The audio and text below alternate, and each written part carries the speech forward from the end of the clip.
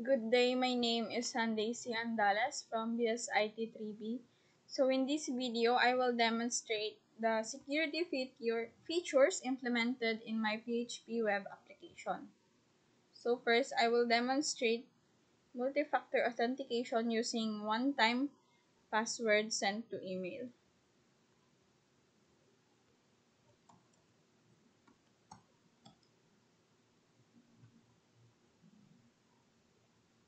So after entering valid credentials, the system generates and emails an OTP to the registered email address, which is this one. So as you can see, the email contains a secure 6-digit OTP. So our OTP is 187756.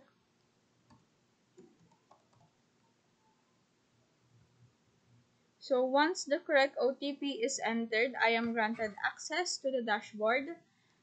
So I am logged as an admin. So next, as an admin, I can view logs of user actions with timestamps.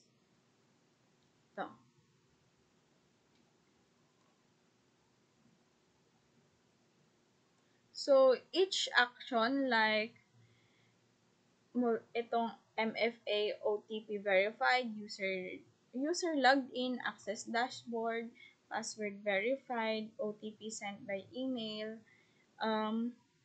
These actions is logged with precise date and time, which is andito sa timestamp. So now, mag-login naman tayo as a user. I will demonstrate the account lockout mechanism by entering incorrect credentials multiple times.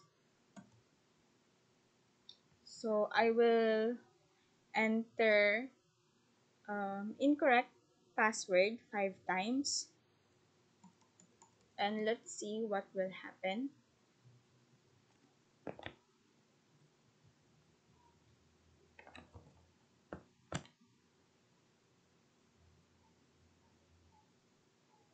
So magkakaroon siya ng notification na invalid username or password.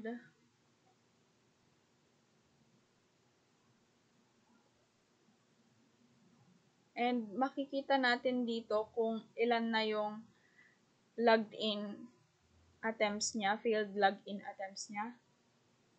Since nakadalawa na tayo, so ito siya.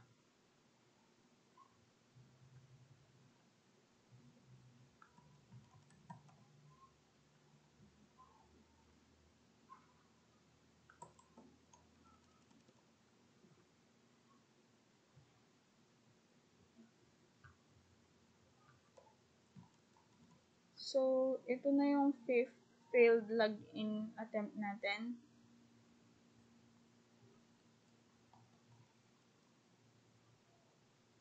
So, after nung fifth login attempt, the account will be locked. So, ito account is locked.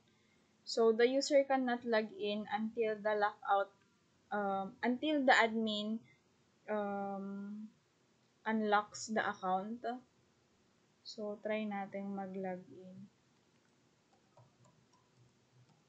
using. So, ayun, naka-lock siya. So, yung lockout status niya is magpapakita dito. Ayan. So, para makapag-login yung user, we need to unlock it. So, yan. User ID 4 has been unlocked. So, it means pwede na siyang mag-login. So, let's try if makakapag-login nga ba.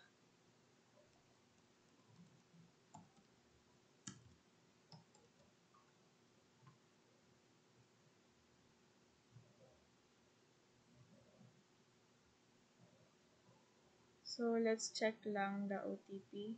So, ang ating OTP is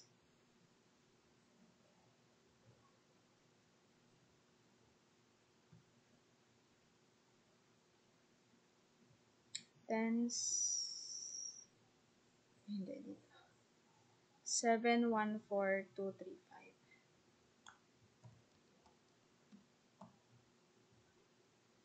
So, ayun, nakapag-logged in na siya. So, the system also records the IP address and actions of each user. Ito.